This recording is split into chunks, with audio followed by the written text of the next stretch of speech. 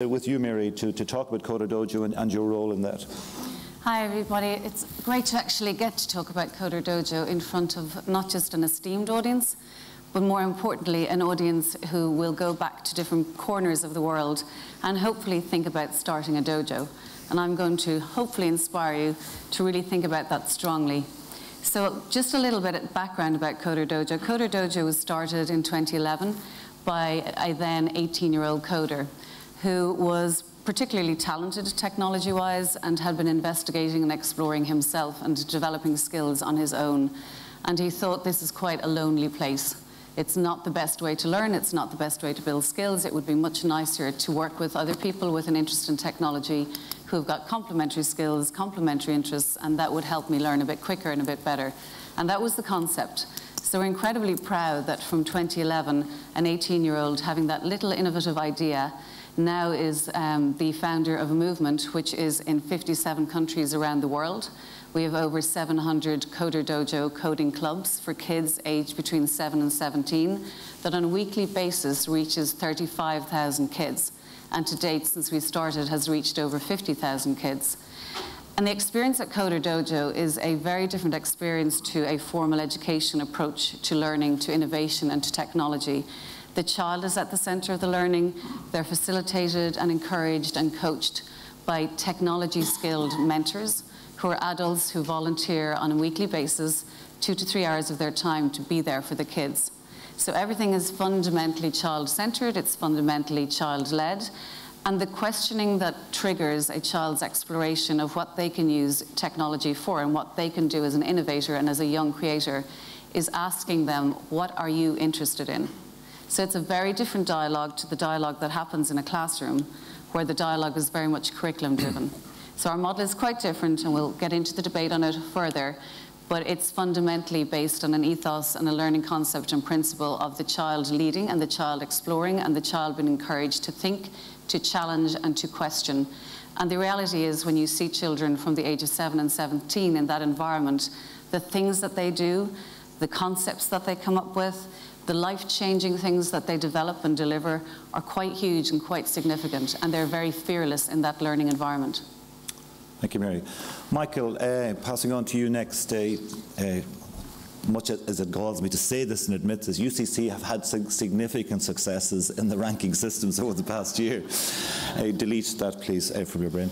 But you have been a significant leader in actually creating a culture of innovation in the university itself. Would you like to tell us how you've achieved that, what you've set about to do? It's very kind of you to say what you've said, Brian. Perhaps an exaggeration. The challenge, of course, is turning a 170-year-old ship around. Austerity helped. Darwinian forces have helped. But the key to begin with was culture and leadership to change culture. So a simple example, I developed a new practice 4 years ago. I meet all incoming students, 4,000 of them, and I quote a line from Social Network, which I saw on American Airlines crossing the Atlantic. And of course the Larry Summers line, better to create a job than to find one. Okay? That's a starting point. And an outcome in conference last year, I shook 4,000 hands going out the door, asked numbers of what they were doing, and 4 of them said, I'm starting a company. Never happened before. Not necessarily causally related, but an anecdote to address a point. So culture management through effective leadership, absolutely critical. Now, focusing on the students, of course, we have done lots of different things. You mentioned some of them earlier. 90% of courses provide opportunities for kids to work in the workplace, internships, or in voluntary places.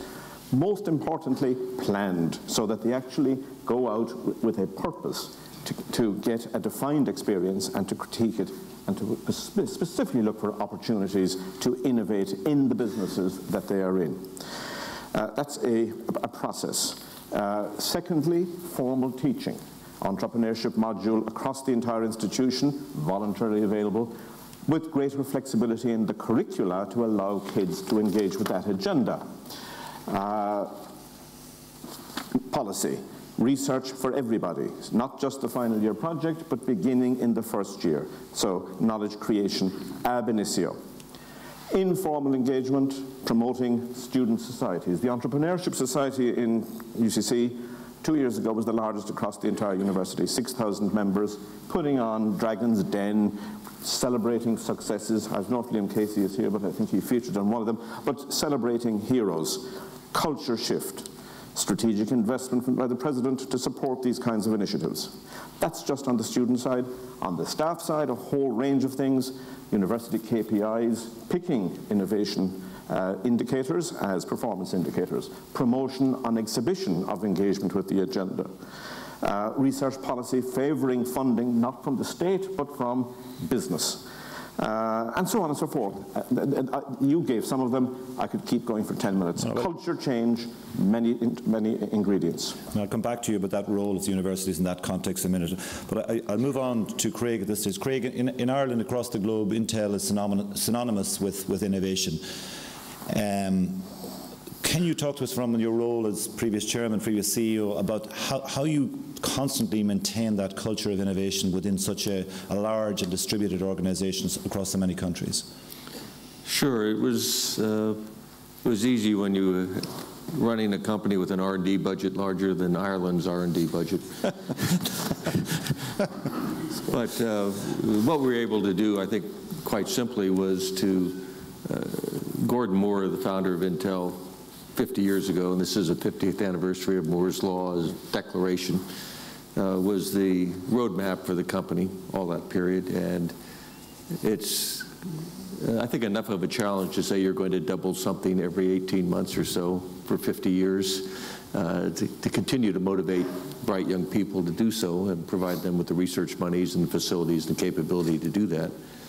The other thing the organization was able to do is it's essentially the largest high-tech venture capital organization in the world, and recognizing that not all the smart people work for you, they may be in the outside world, you're able to fund them in a somewhat indirect fashion to promote what you're trying to do, and that is fund startups who will build the ecosystem to allow you to grow your product line to sell into that ecosystem. So Intel was fortunately able to have Moore's Law, a large research budget, and then to use its external cash to, in fact, be a venture capitalist to promote new ideas coming in the marketplace to complement what the company was trying to do to grow the company's business. Thank you. For the next few questions, I really want to focus on the major area of interest in this panel, that is the connection between education and innovation itself. And I'm going to go back to Mary first of all. One of the biggest successes among many around Coderdojo is this phenomenon of coolest projects, which really has grown, just to give it a context, to the scale of BT Young Scientist exhibition. But what it has grown to over 50 years, you've grown to, I think, over 3 years. Can you tell us a bit about that and what the secret sauce of this is, and what lessons can we learn for that intersection of education and innovation? Yeah, Coolest Projects happens for anybody in town on June 13th. It's free entry to anybody who wants to participate, to support the movement, to get involved. And this year we will have 550 projects on display that kids have built themselves. And those kids will represent countries outside of Ireland. Many kids are bringing their projects with them from, in particular, European countries, a couple of more international children. And they will be demonstrating work that spans all sorts of tools and products. They've built apps, they've built games, they've built websites, they've built enterprise-wide software solutions, actually, a few of them. A few of them have dabbled quite a bit in drones, in robots, in 3D printing, in wearable technology, in virtual reality. So they're quite sophisticated in terms of their output. And the reason we've grown this particular event is because there's no outlet quite the same for kids who are creators and innovators and have a space to come to where they can actually physically demonstrate what they've worked on. So any child around the world who has the interest and the ability to get here with their project will be judged on the day. They will get to demo their product and their project to grown-ups, to other kids, to press, to media, and they'll get to explain and explore the technology. And that's a unique experience for them because they're not just preparing the project itself, they're also preparing the context of that project, the why behind why they did that particular thing. And previous winners have done some incredibly clever things. So one young man at the age of 14 invented a new coding language because he was a bit disappointed with the limitations of Python and Ruby. Another child who was 9 decided that she would take on the subject of bullying and developed a tool to help other kids, not just to stop them bullying, but to get them to fundamentally understand the impact and implications of being a bully so they'd quite internalize that challenge. We have some great other kids who've built games around dyslexia so that they can show educators how children with dyslexia need to learn letter recognition, and they've built a tool that kids now use to have letter recognition. So actually they're contributing back. And it's the fact that we give them a voice, that's why we've grown. We give them a space, a voice, a place. We take them very seriously. We value them. We also let them show the rest of the world what they're capable of, because they're very smart, very engaged people. When they get technology in their hands, they explore it, they play with it, they really question it, they look for the full scope of it, and they push back and they say, well, actually, that's not how things should happen. Like a wonderful young girl, Niamh, who looked at how the ESB managed their e-charging points around Ireland, and went, actually, you guys have a problem. And they went, well, we can't have a problem. We invested in this technology. We built it. It's amazing. We had an IT team. She went, yeah, but your map doesn't show which technology stations are in use. And mine actually does. Mine shows, well, that one's busy. Somebody's just plugged in, so there's no point going to charge my car on that one. So kids question us as adults. They challenge us. In 23 years in Accenture, I learned an awful lot. In 1 year with kids from around the world, I've quadrupled that learning process. So the adults who spend time with them also, actually, of our 6,000 incredible volunteers around the world, they do it on a weekly basis, firstly because they are very selfless. They know that they have the technology skill, which actually educators don't have. And as you say, it's turning a ship. It's turning a ship that's very slow to turn, and it's turning a ship full of crew that would love to have the skills to be in a race boat, but actually they're in a ship. So do you think, Mary, that there's a risk if we tried to mainstream that into the curriculum, into mainstream education, that we could lose the edginess of this? I mean, the kids say it's cool to be at Coderdojo. That girl you mentioned, Niamh, she's 11 years of age. She comes in here every Saturday. Absolutely amazing, but that's replicated all across the country and globally. How can we kind of leverage that into the system itself so all kids can benefit, or would that kill the golden goose? There's a complementary approach, I think, that we need to take to it, actually. So as a standalone organisation, Coderdojo will never be able to solve the full problem. Our goal and our mission and our vision is that every child in the world would have access to technology and coding-related education. That's something that we need to do in partnership with people. We need to do it in partnership with industry. We need to do it in partnership with technologists, but we also need to do it in partnership with educators.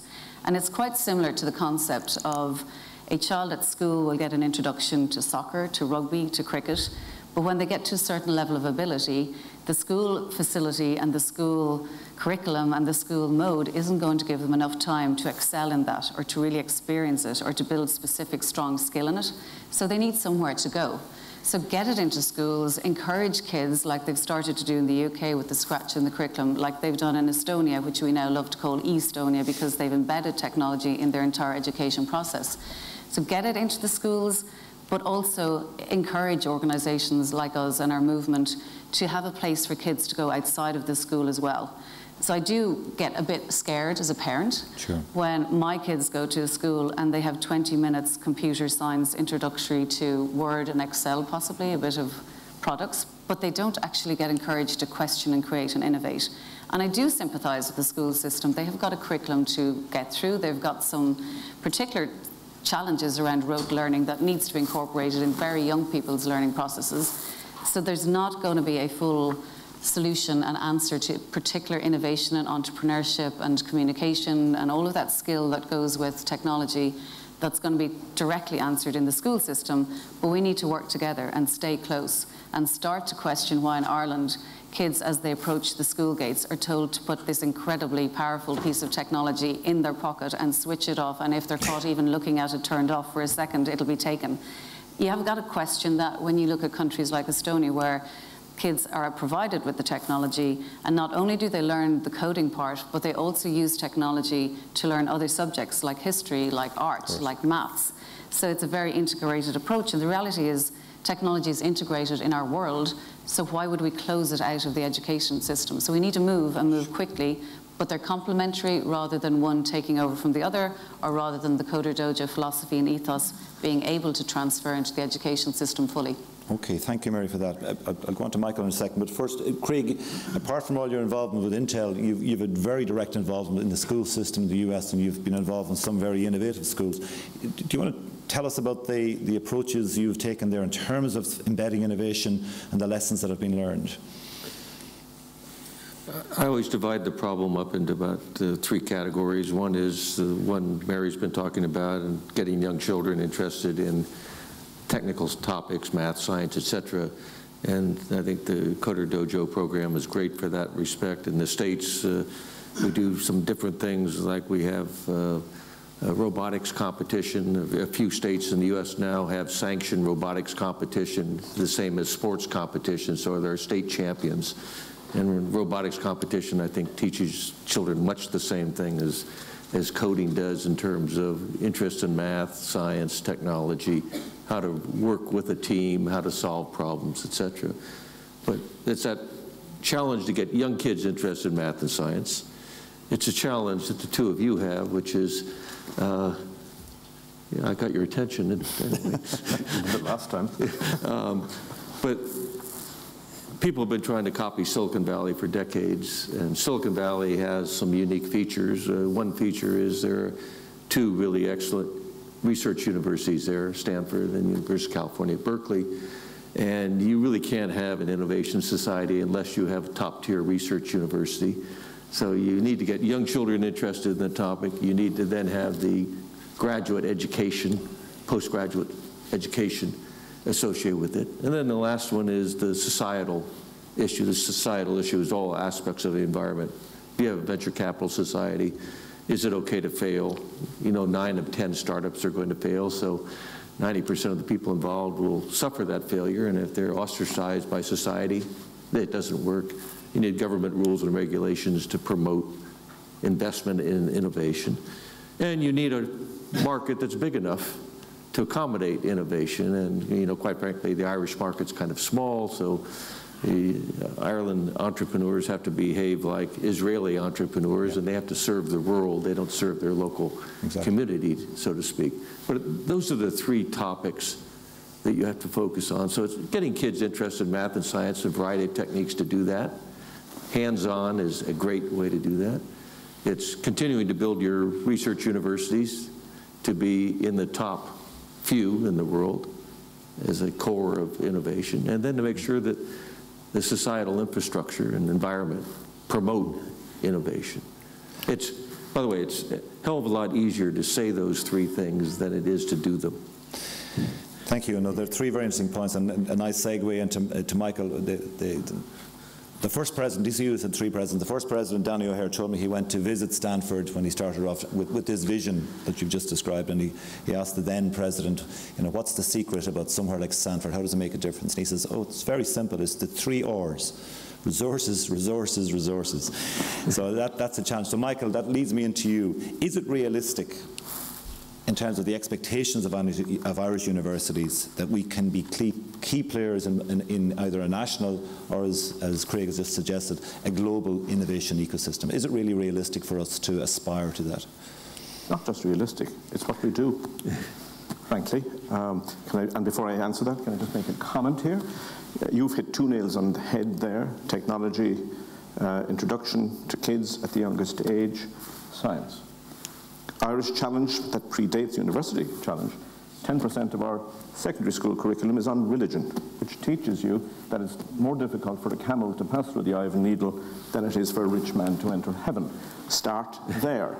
You're going to have to change that cultural we now have a heading for the Irish Times tomorrow, clearly. Okay.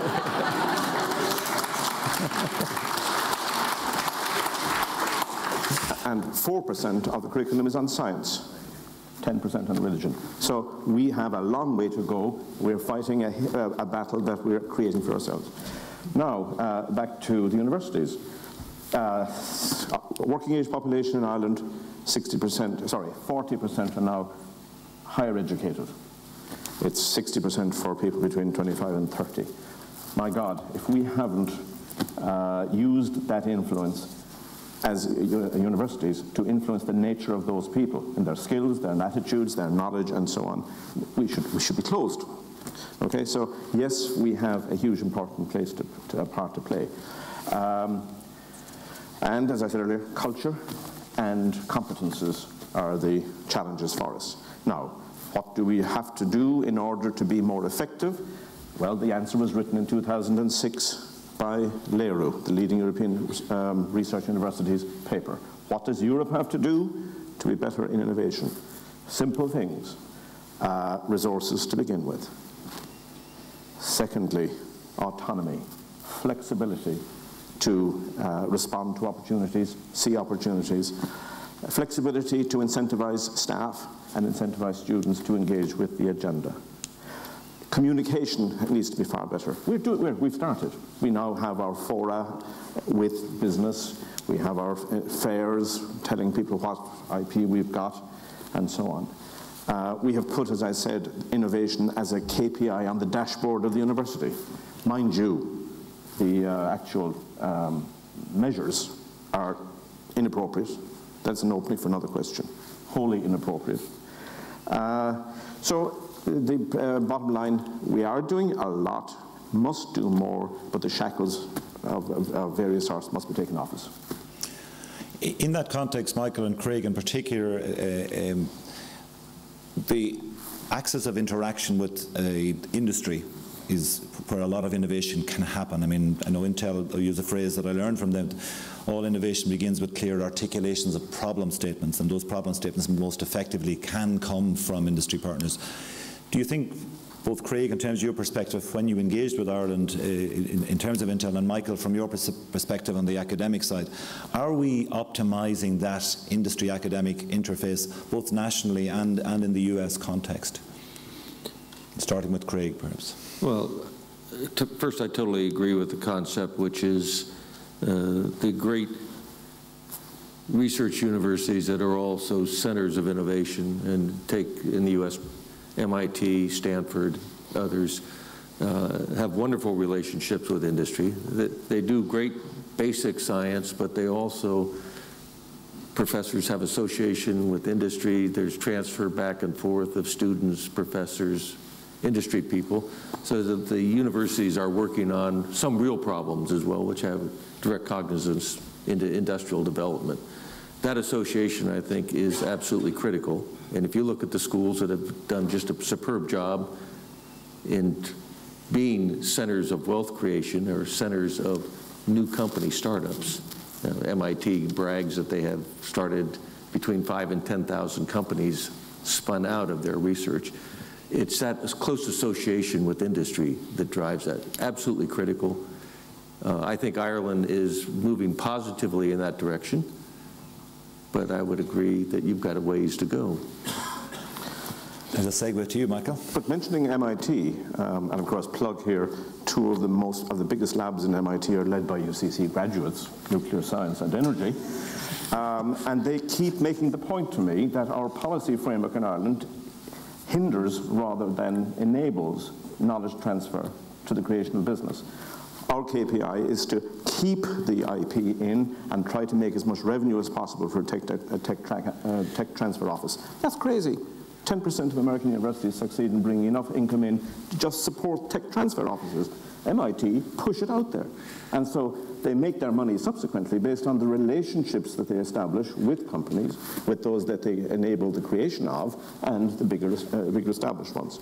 The KPIs that we have here stifle the connectivity that we should have with industry. Counting patents, spin-offs, and licenses tells you a little bit about the creativity of your staff, but frankly tell you nothing about the impact of your institution on the economy, national and global.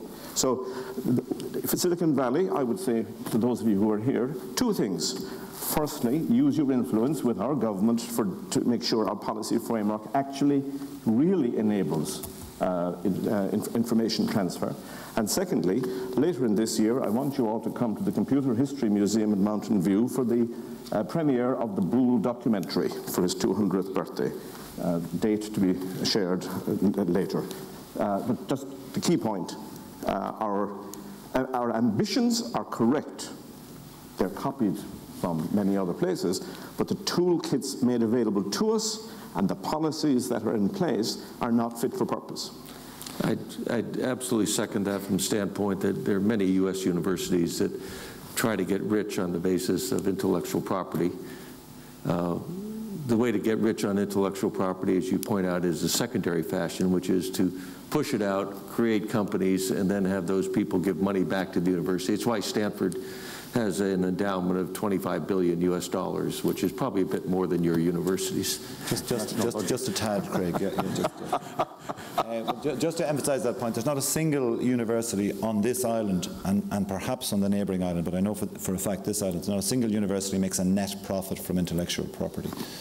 It's an engagement tool. But just taking that point and going to you, Mary, your previous existence was with Accenture, and you operated in that engagement space. But I don't know if you want to comment, but there's an issue within STEM and innovation, and that is the gender imbalance. And I think, you know, whatever way one looks at it, we're down at about 15–20% in terms of females within STEM careers, and therefore we're missing out on a large chunk of the creativity of our population by virtue of that. And Accenture made a really useful contribution to this last year by delivering a national report on this issue. Do you want to comment on that and how it feeds into your various existences? Yeah, it's really important. It was literally just as I was leaving Accenture that we were finishing that research that we did, and we commissioned to really understand what was informing girls' decisions about their third-level choices, actually, and how that process was happening, and at what point were they opting out of the science and maths, technology-related degree subjects. And actually, the unconscious programming of little girls starts very, very early on. And I've looked at many, many research papers on this, but actually I've watched it happen. And there are stages at around 2 to 3 when little boys start actually being introduced to laptops and keyboards, and little girls get handed pink phone things with little dashboards on them. So from a very early age, the choices that parents make, meaning very well and meaning to actually help the child, not to hamper them or not to actually, you know, qualify what choices they make and what they use technology-wise, starts to actually make them think differently about their role in technology and their engagement with technology. And I remember very distinctly, you know, when I chose to do law in Trinity College, I chose to do it because there was a TV program called Ally McBeal, and I was on the debating team, and I thought, that's amazing, I'll go into court, and I'll be a barrister, and I'll be defending criminals, and it'll be amazing. You get actually conditioned in a way that you don't even recognize as a child and as a little girl. My Ally McBeal was my influence to a degree. There was lots of other influences. But little girls, when they watch TV programs, you know, where are they seeing the really cool superhero girls? Where are they seeing the technology girls? Where are they seeing the even medical girls? George Clooney on ER, he was the, you know, cutting the knife bit. Where was the equivalent female doctor figure for that age group? So there's a lot of stuff, there's a lot of influencing factors. We very determinedly go after this problem within Coderdojo, and we do it for 2 reasons. Firstly, the dropout rate in computer science, and you guys will know this, is horrendous. So when people start computer science degrees, they go, oh Jesus, this is horrible, I'm out of here. That's got to stop, because that's a waste of a person's year of their lives. It's also a waste of incredibly valuable resources. So firstly, any child who is going that route should be making an informed decision. They should have had the ability to engage with technology and understand if computer science and coding and programming is related to them, or if they should be thinking about other careers where technology is still very, very important, and increasingly so. So we don't want and don't think that every child going to Coderdojo is going to be a software engineer, a coder, a programmer. We do think that every single child in their future employment is going to need to be very comfortable with technology and very capable with technology, and they deserve that opportunity. So whether they go into medicine, the services industry, the retail industry, they need to be very comfortable with technology. It's an empowerment and it's a comfort factor. So we very specifically don't want girls left out. We want girls to visibly see role models. We want girls to see role models who are accessible. So even at my ancient age, I'm not particularly accessible to little girls. They kind of think, old person. So we want to actually celebrate and create an environment where they see young girl coders. And the example being DCU here, where there's a girl-specific Coderdojo, which isn't necessarily what we want, but it gets girls over that hurdle, that initial hurdle of, I don't want to look stupid in front of boys. I kind of want to learn a little bit about this before I'm comfortable being in that environment. And then they very quickly and very rapidly move on into the mixed DCU-based Coderdojo.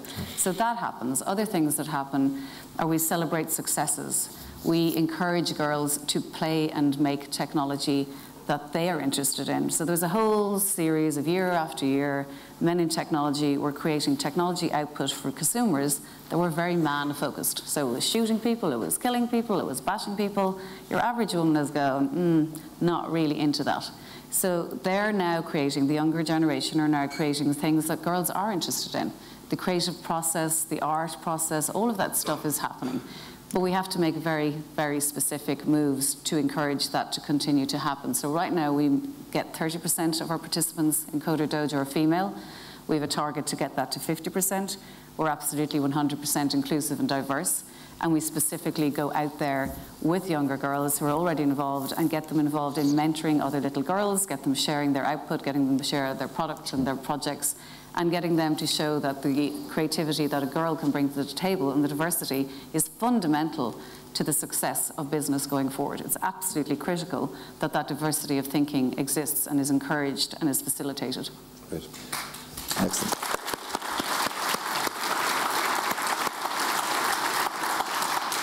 That endorsement says it all.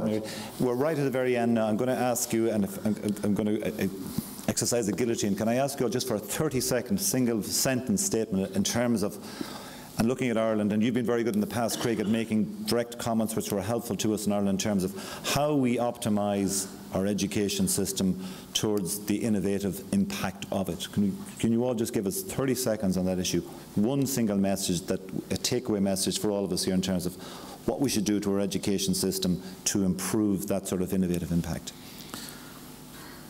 I just apply Moore's law to what Mary's doing and what you guys are doing in your universities and get twice as good each 12 months or so.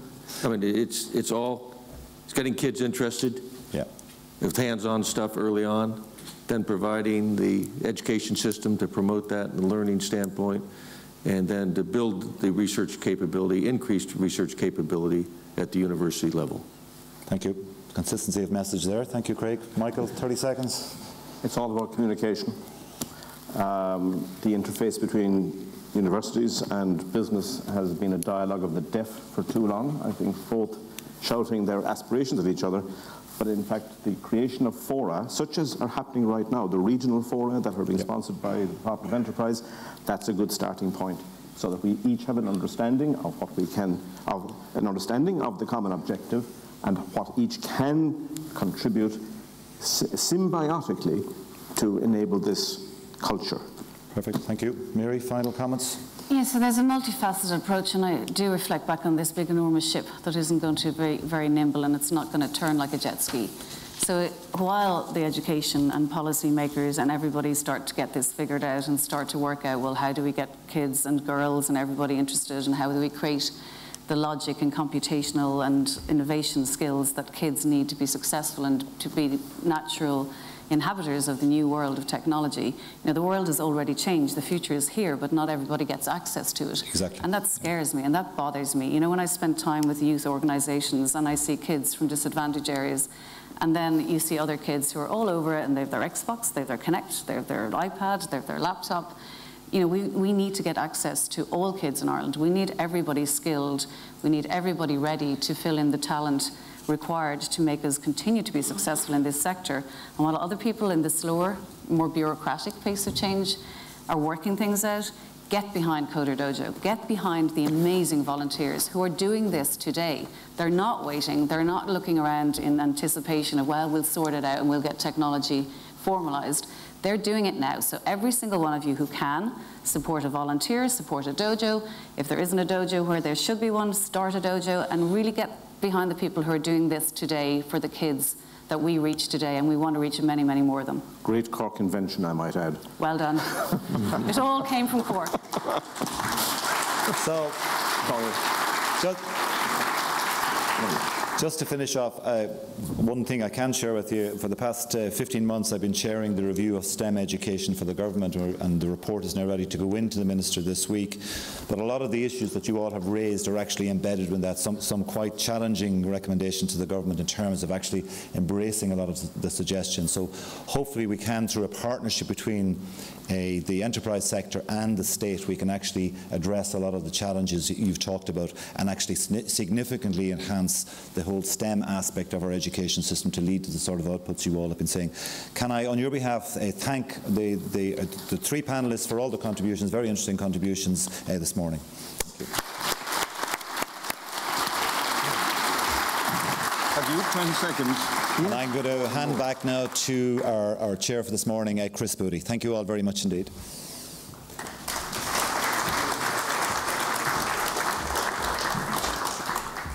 Thank you, Brian, very much.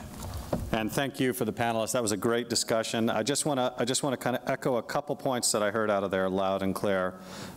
One is continuing to look at and investing in STEM core programs is essential, but it's not enough, right? It's something that you have to do in conjunction with innovation programs. Looking at new ways of creating that innovation ecosystem is not going to come just from the private sector. It's not going to come just from university, but it has to be a combination of the two, right? And there's a large aspect of volunteer and commitment that needs to take place. I would encourage those of you in the audience to get behind this movement. I think it's critically important. And the last thing that I heard was, you know, coding and focus for females, for the girls. That was discussed by Mary in detail with Coderdojo. That's critically important, not only to give females an opportunity to participate at that level, but also to recognize and respect the diversity and the different points of view that are brought in from innovation programs overall. So I thought that was a great discussion. I want to just pause for a moment and make sure that you guys are aware of this beautiful magazine, Silicon Valley Global. There should be copies that are available to you that have been handed out. And I just wanted to give a quick shout out to John Hogan, CEO of Devlin Media, and I'm not sure if he's in the audience. But I wanted to recognize him for his contribution to this magazine, as well as Tommy Quinn, who's the editor-in-chief. And I would encourage you guys to look through this magazine. I had a chance to read through it a bit myself earlier this morning. There's some great articles in here. There's some great contact details in here. And it's a very, very strong magazine, continues to get stronger every time. So it's also getting quite thick at this point. There's some serious meat in this magazine, so I would encourage you to review it. We are going to take a short break, and part of my responsibility here is to keep us on task, on focus. We've got some great panel sessions that are coming up. We're going to take a short break. I would encourage you to be back by 11:35. 11:35, please. So there's coffee that's out there in the auditorium area. Please be back in your seats by 11:35. Thank you very much.